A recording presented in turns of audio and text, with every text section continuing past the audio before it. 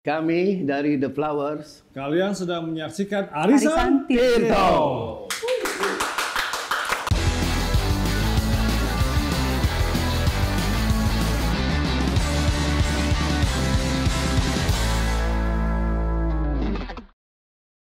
Es batu ya. Iya.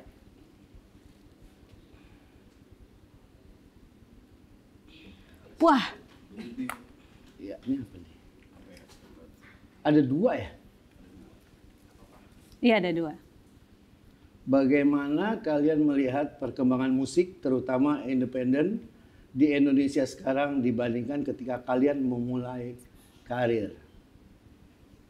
Jawab, Mar. Bagaimana kita Kalian melihat perkembangan musik, terutama independen, di Indonesia sekarang dibandingkan ketika kalian memulai karir? Sekarang berarti. tentunya jauh berbeda dari segi teknologi, informasi itu membuat sekarang ini kecepatannya kayak kecepatan cahaya. Kalau dulu mungkin pada saat ini kita ngomongin berarti kalau tadi pertanyaannya Ya, pada saat kita mulai itu di era 90-an berarti. oh kalau ngomongin di 90-an Iya. lebih jauh lagu. Kembangannya lebih. Buset, jauh banget. Kalau ngomongin 90-an dari segi teknologi aja masih jauh. Teknologi 90-an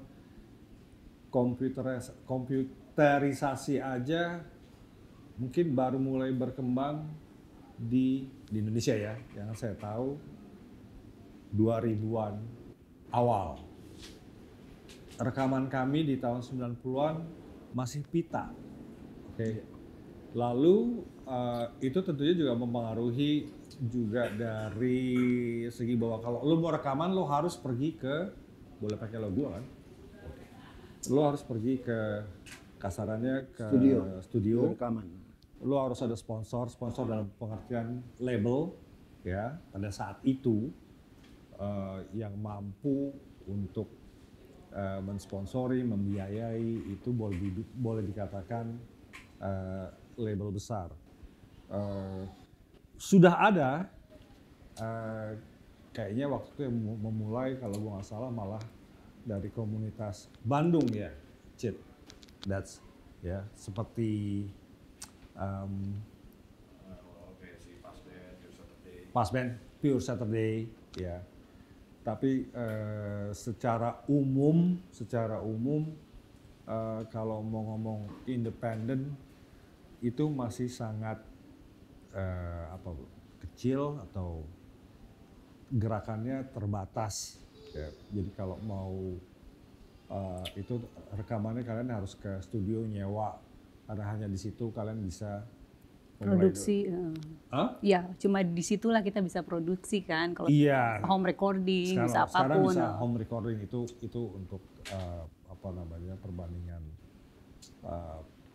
yang lebih nyata. Terus juga dan dengan keadaan teknologi dan informasi yang tidak secepat sekarang, otomatis band menurut yang gue lihat pribadi paling sedikit, orang-orang yang atau anak-anak yang sebenarnya mumpuni itu mempunyai kendala untuk berkreasi sendiri karena mereka harus tembus atau paling nggak punya modal yang cukup besar supaya bisa mereka melahirkan karya-karya mereka. Jadi ngantrilah ke label-label besar ataupun label kecil. Tapi intinya siapa yang bisa membiayai biaya produksi akan timbul karena harus sewa studio. Beda dengan sekarang ya apalagi. Lu bisa bikin apalagi dulu jangan ngomongin AI dulu deh ya. Di rumah bisa. Kita ngomongin yang di rumah aja.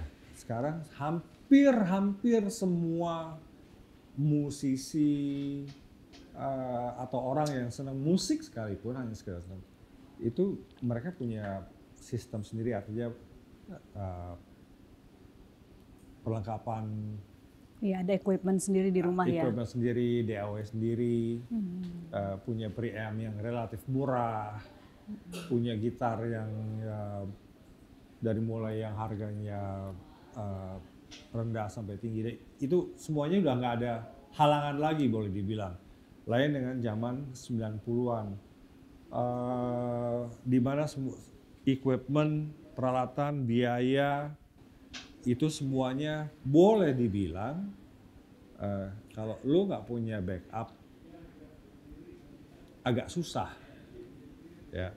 Kalau mau tanya bagaimana yang seperti kalau kayak Pure Saturday itu bergerak, mungkin harus tanya mereka sendiri, atau mungkin kita tahu tipis-tipis lah, nggak tahu. Ya kurang lebih sama seperti itu. Itu tadi secara produksi ya.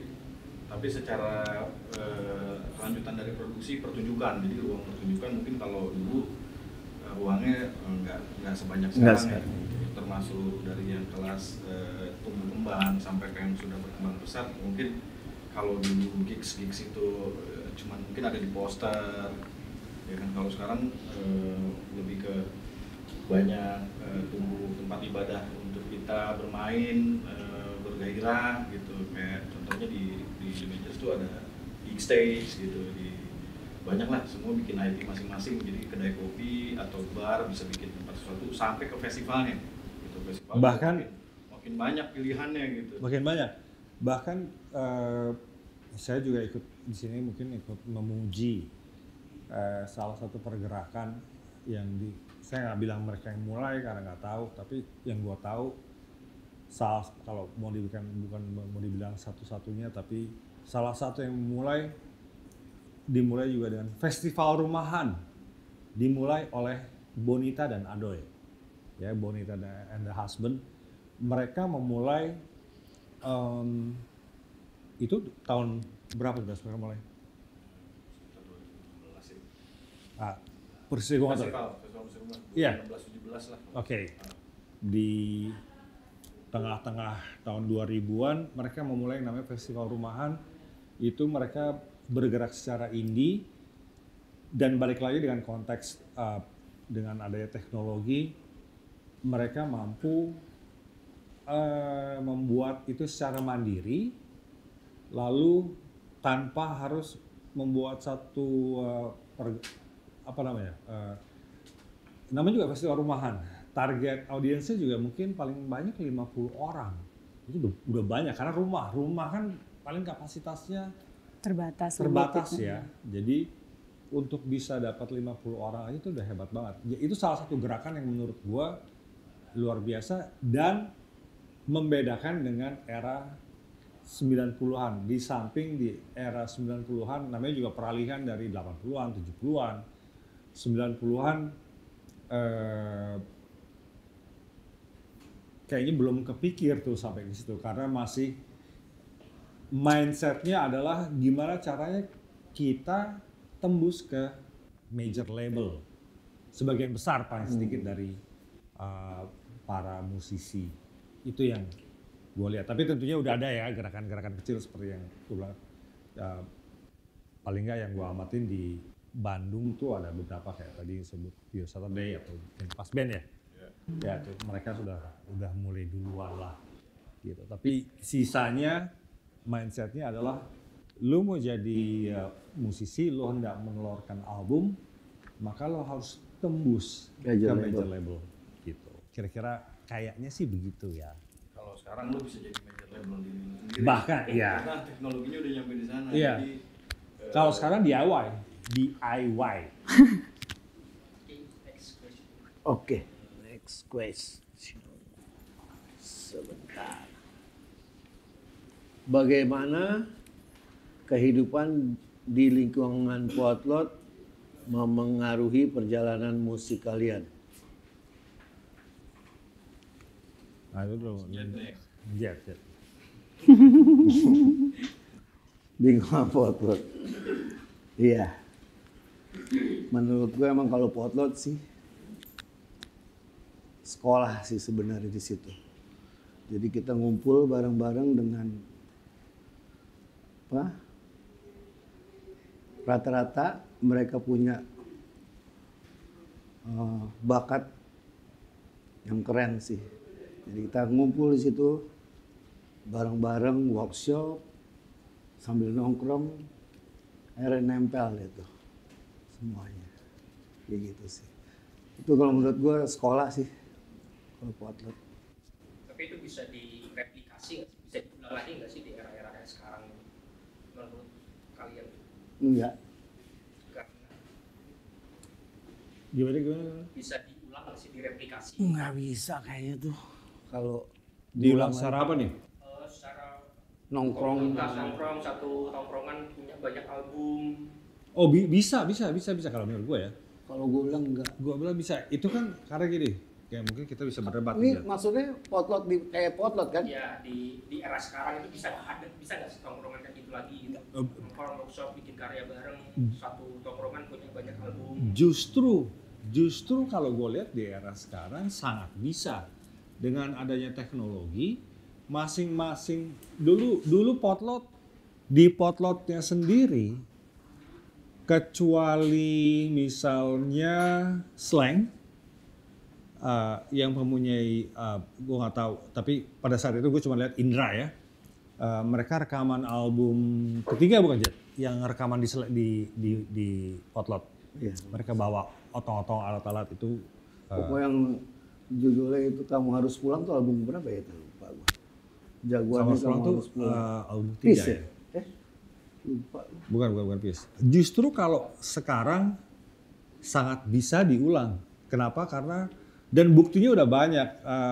Bor, ini maksud tongkrongan ya Bor? Bukan. Justru itu tongkrongan. Lu bisa kalau ini kita bisa lempar ke Dado. Dia nih rajanya Pak. Dia juga sedang membangun kerajaannya sendiri ya melalui Kobranya. Oh iya tongkrongan. Kalau gue melihatnya soalnya bukan tongkrong, Potlotnya itu yang tiap hari ketemu nongkrong malam itunya sih. Kalau menurut gue yang itu nggak bakal bisa sih. Nggak ada lagi menurut gue ya Bor. Cuman kalau untuk musik mungkin bisa. Mungkin masih bisa. Ya. Tergantung dari mana. Iya, pokoknya gitulah. Mungkin kalau secara spiritnya bisa diterapin kemana aja gitu. Mungkin kalau gaya nongkrongnya dulu. Gayanya maksud gua. Justru kalau spiritnya bisa. Iya. Gaya nongkrongnya nggak bisa. Iya, maksud gue itu kebalik. Gaya nongkrongnya ya. Gaya nongkrongnya tentu kan setiap zaman berubah. Iya. Lu dari zaman 60 tahun, tahun 60-an, tahun 70-an. Karena ditanya ini Potlotnya ya udah. Gua ini tahun 80-an, tahun 90-an. Iya, nongkrongnya susah deh. Gaya nongkrong, gaya lu, cara lu berpikir kan semuanya terpengaruh oleh sebuah aspek dari mulai ekonomi, sosial, budaya, politik yang terjadi pada zaman itu. Gitu. Jadi kalau ditanya apakah energi dan gayanya sama ya tentu nggak bisa. Iya. Tetapi apakah bisa direplikasikan di sekarang ini? Oh sangat bisa. Bahkan sangat jauh lebih maju. Iya. Kalau gue boleh akuin, anak-anak sekarang cara berpikirnya jauh lebih advance, jauh lebih apa namanya kalau ke depan tuh visionary. Visionary. Ya. Ya kalau ini maksud gua gaya nongkrongnya itu nggak ada yang bisa. Boleh. Gaya nongkrong. Iya itu gua setuju. Ya. Apa lagi? Oh iya. Boleh diambil. Bor, gantian Bor. Oh. Ya dong. Bisa. Mau dikocek dulu? Dikocek. Bukanya gimana sih? Diputar lah. Diputar. Ini berada di apa nih? Beras? Minyak kayaknya. Terus gue nggak bisa bacanya, Jet. Di sini gua.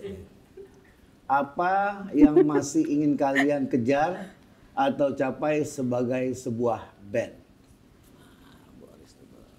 Apa ya pengen kalian kejar Sebagai sebuah band. sebagai sebuah band? Wow, menjadi terkenal, kaya raya. Amin. Nggak mikirin hidup susah di masa depan. Tua, Foya-foya. Foya-foya. Kalau masuk surga. Kalau percaya surga, mati masuk surga. Ya itu. Nah ini Mas Bur, kemarin yang kita mau kembali ke sana. Jadi kalau tentunya ini dong proses kreasi kan. Yang begini, Apa tuh? aktualisasi karya Boris. Kembali ke kancah tentang begitu beragamnya musik, termasuk dari alat musiknya, terus kesenian yang berbeda-beda mau dituangin di dalam satu komposisi gitu. Nah, kita sempat bahas itu tuh. Kembali ke Nusantara. Ya itu. Tapi waktu album kalian yang pertama dirilis 17 tahun ke atas, itu kan lumayan mendadak Pak ya. Seingatku 25.000 album habis gitu ya. Itu secara finansial sangat membantu kalian, ataukah royaltinya macet atau seperti apa? Itu kan nyambung tuh sama isu-isu sekarang royalti gitu-gitu. Kalian masih dapat royalti nggak sih? Oh, udah apa? Lu nggak lihat mobil gue di luar apa? Hah? Ngalah-ngalahin 9 naga. Wah, Enggak sih. pertanyaan lu jebakan Batman nih. Mengarah kepada karir Mengarah. soalnya ya, agak-agak gimana Iya. gitu. Ntar gue jawab jujur, gue yang susah lagi kan. Tapi pada saat itu sih enggak. Oke, paling simple kalau tadi pertanyaan apa? Intinya ketika album kalian meledak, ketika 25.000 itu itu berpengaruh ke finansial kalian yang jadi meningkat kaya. gitu. Kan kalau di Amerika, Eropa itu kan kayak misalkan One Hit Wonder pun itu bisa hidup. Wow. Puluhan tahun itu sebuah album gitu ya. Serian udah dengan kenakalan kita waktu dulu. Iya sih. Seperti itu. Oh iya, kalau perbandingannya misalnya dengan apakah dengan Penjualan, pemunculan album pertama bisa membuat bahasa gampangnya, kemudian kamu hidup gemah ripah. Loh Jinawi. Tidak. Ya, tapi kalau yang bisa paling contoh paling gampang, gue bisa beli Telecaster. Itu hasil advance dari Aquarius, boleh disebut ya, dari Aquarius. Itu gitar pertama gue yang bisa gue dapat dari hasil kontrak dengan major label Aquarius. Gitu. Kalau itu kalau mau contoh gampangnya. Tapi kalau kemudian menjadi kaya raya, kebetulan kami belum sampai ke sana. Kalau aku serian, kalau Boris ada itu, kalau aku serian. Lu serian apa? Serian apa sih? Tahu lah.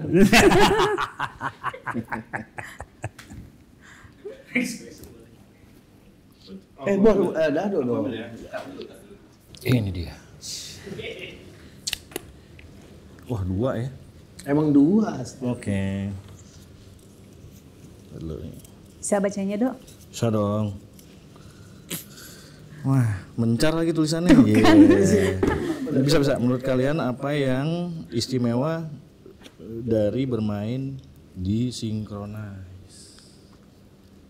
Penampilan istimewa apa di tahun ini yang akan ada di Synchronize? Di tahun ini atau secara Di tahun ini, di tahun ini. secara Sekarang akan. Boleh, ntar mengerucut ke tahun ini juga. Boleh dari yang sebelumnya. Oke, kalau Synchronize tanpa bermaksud menjilat-jilat karena kami bermain di acara ini dan take video ini dilakukan di sini. Dan kita juga di sini. Dan kita juga berada di sini. So far yang palingnya kita lihat dari line up yang dihadirkan itu sih sejauh ini mereka tidak hanya memikirkan keuntungan, siapa sih nggak mikirin keuntungan ya dari sebuah menyelenggarakan acara, tapi ada satu idealisme spirit yang gue tangkap setiap mengadakan satu festival, mereka berusaha untuk, atau Synchronize ini berusaha menyajikan sesuatu yang berbeda yang ataupun yang bahkan terlupakan, sehingga generasi yang sekarang ini walaupun mereka nggak tahu, contoh ya, tahun lalu Bimbo boleh. ada Bimbo, ya. Lalu juga gue juga ikut kebetulan main sama kolaborasi Mata Jiwa dan Sujiwo Tejo. Wayang, lo bayangin, pertunjukan wayang dipersembahkan di tengah acara seperti yang hura-hura ya, atau di dunia pop, panggung pop seperti Synchronize, itu sih terus terang gue belum pernah lihat ya. Jadi kesempatan kami untuk main di acara seperti Synchronize ini sih dari kami sendiri, gue rasa juga, gue yakin anak-anak juga merasakan hal yang sama. Itu yang bikin rasanya ya ada pride-nya sih. Gitu. Mungkin Mas Dado mau nambahin? Iya, karena sebenarnya karena Synchronize akhirnya banyak musisi dari segala disiplin akhirnya berkumpul. Sebenarnya sebelumnya Pencetus sih sebenarnya kalau semua genre nih, Dok. Dan mengangkat kearifan lokal. Jadi semua yang diajak band lokal ya. Terima kasih sebelumnya kepada itu benar. Itu DPR, patut dicatat kepada DPR, Mas Bor. Hah? Oh iya. Dewan Perwakilan Rasa. Baik. Iya kan, ada Pak David, ada David Tarigan, ada Dila, ada Daging. Karena mereka dan juga tim dari Synchronize akhirnya kita semua bisa duduk di sini nih hari ini, ketemu sama Mas Nuran, sama Mbak Rani dan teman-teman yang ada di sini semua gitu untuk melakukan itu tadi yang lo bilang kebaikan-kebaikan dan di tengah pertunjukan lain mungkin berusaha menarik massa dan keuntungan melalui mengundang band-band luar ya. Lokal. Mereka justru memperjuangkan lalu kayak bilang tadi apa yang dulu pernah menjadi bagian dari sejarah yang mempengaruhi musik Indonesia itu diangkat kembali. Itu di tahun ini lebih tajam lagi dan lebih brutal dan bahkan ya dengan mungkin si Tarigan juga ikut andil. Misalnya kemarin di Bimbo, tidak hanya justru yang dicari tuh, gue juga baru tahu kemudian ya, bahwa misalnya Bimbo itu punya lagu-lagu, gue ya taunya selama ini Bimbo apa sih? Band religi. Yes. Religi. Ternyata mereka punya lagu Suka Mendelik, membawakan The Doors. Gaya-gayanya tuh rock, kayak rock tahun 70-an lah ya gaya-gaya, walaupun ya tetap Bimbo. Tapi pilihan lagunya yang kemudian dipilih itu bikin surprise bahwa Bimbo tuh pernah kayak gini toh. Itu salah satu contoh gitu. Lagi ya, tambah nih pertanyaan berikutnya ya. Kita dulu. Wah, kelipet-lipet nih. Wah, kebalik. Apakah kalian menyiapkan pertunjukan berbeda di Synchronize tahun ini? Ceritakan dong, kira-kira. Oh, jadi kami punya rencana, jadi mungkin Dado pakai cawat.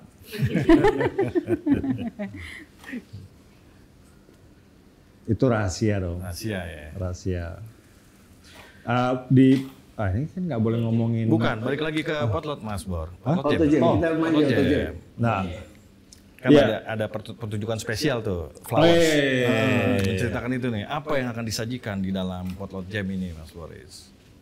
Ya itu tadi Dado pakai cawat. Dulu pakai cawat. Itu bagian istimewanya. Udah biasa. Sering. Nggak terlalu istimewa. Hari-hari juga pakai. Reuni Potlot ya, Bor. Ada siapa aja Mas Boris di situ? Di situ ada Kidnap. Nah itu juga ya. Kopi. Menyambung dari pertanyaan tadi Synchronize cukup unik. Mereka mencoba untuk menghadirkan satu komunitas yang kalau yang sekarang ada di sini sih pada tahu ya, tapi anak-anak yang kita sebut saja Gen Z mungkin udah nggak tahu apa itu Potlot, siapa itu Kidnap, siapa itu Flowers, kecuali slang ya. Ya, mereka punya nama jauh lebih besar. Tapi sisanya nggak ada yang tahu bahwa pernah ada satu masa, ada satu momen di mana ada satu perkumpulan di Jalan Potlot yang diakui atau tidak diakui cukup memberikan pengaruh ya kepada musik Indonesia. Bolehlah itu menjadi perdebatan, tetapi kalau buat saya pribadi, apa yang dilakukan atau dihadirkan oleh Potlot terlepas dari apa yang terjadi pada waktu itu ya, negatif dan plusnya. Tapi plusnya adalah komunitas itu melahirkan beberapa produk, kita sebut saja, slang-slang tentunya. Ada Opi, Kidnap, tentu saja Flowers yang sekarang hadir. Ipang Lazuardi, Anda Perdana. Dan itu hendak diangkat kembali, disajikan di Synchronize 2024. Dalam satu temanya apa namanya? Gue lupa. Together Bersama. Iya. Benar ya? Together Bersama. Jadi yang akan hadir adalah nama-nama yang saya sebutkan tadi, Kidnap, Opi. Tapi main core-nya kalau nggak salah Imanes ya. Tribute to Imanes ya. Jadi tema yang diambil untuk acara Potlot ini atau memperkenalkan komunitas Potlot ini adalah temanya adalah Imanes, di mana Auto Jam itu band pengiringnya Imanes. Dan dalam perjalanan menuju Synchronize, Auto Jam juga termasuk gue sama Jet diajak ikut untuk ngisi album lagu-lagunya Imanes gitu. Tentu saja dengan interpretasi kita ya. Jadi ada sekitar 5 lagu ya Jet, dan itu gue gak tahu yang mana, tapi itu akan dibawakan oleh Auto Jam. Konsepnya sendiri, ini boleh bercerita tentang konsepnya? Yang saya tahu adalah nanti pada saat pertunjukan, masing-masing membawakan kayak Flowers 1 lagu, Kidnap 1-2 lagu, Opi 1 lagu, siapa lagi? Auto Jam 2 lagu dan sisanya slang. Gitu. Jadi perkumpulan Potlot ini hendak diperkenalkan di Synchronize 2024. Gitu. Satu terakhir. Baiklah.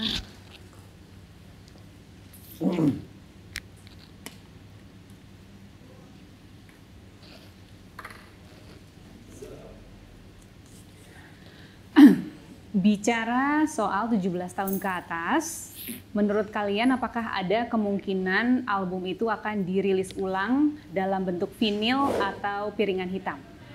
Oh ya, mungkin aja tanya Pak David kalau itu.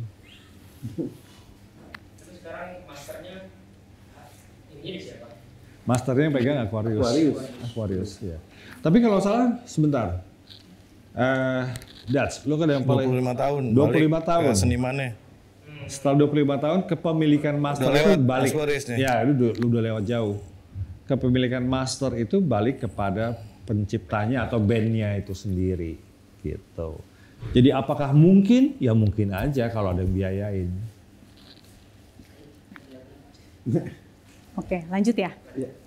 Siapa artis atau musisi baru yang kalian dengarkan karyanya dan kalian suka? Musisi baru.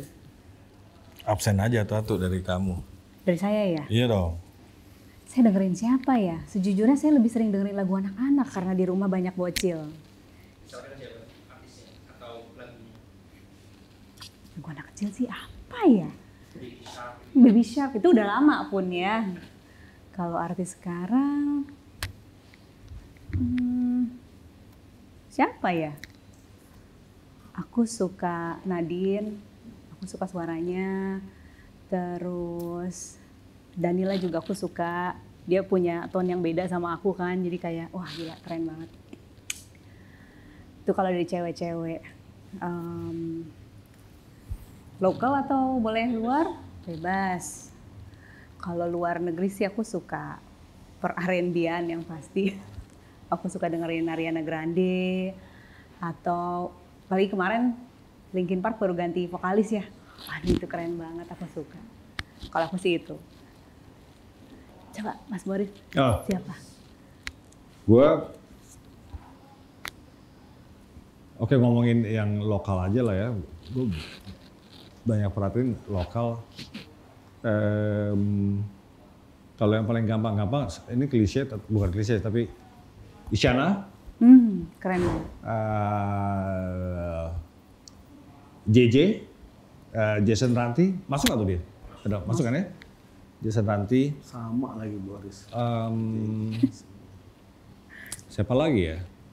Terus Dado juga banyak ngasih tahu nih. Kayak siapa lo ngasih tahu yang pakai Lorju. Ya, itu menarik. Itu Lorju itu. Lorju menarik. Yang ngasih tahu Dado. Mereka bawain basicnya rock lah ya. Rock kan ya? Ya, anggapnya rock. Rock Meksiko. Ya. Madura. Tapi bahasanya mereka menggunakan bahasa Madura. Satu hal yang belum pernah gue lihat, paling nggak gue belum pernah lihat. Mungkin ada ya, gue tahu. Gitu. Tapi paling nggak yang top duluan mereka. Jadi anggaplah mereka salah satu pioneer dari usaha untuk usaha untuk ini loh, kami memainkan musik pengaruhnya memang dari barat ya, musik rock tuh. Tapi mereka memperkenalkannya dengan bahasa ibu mereka.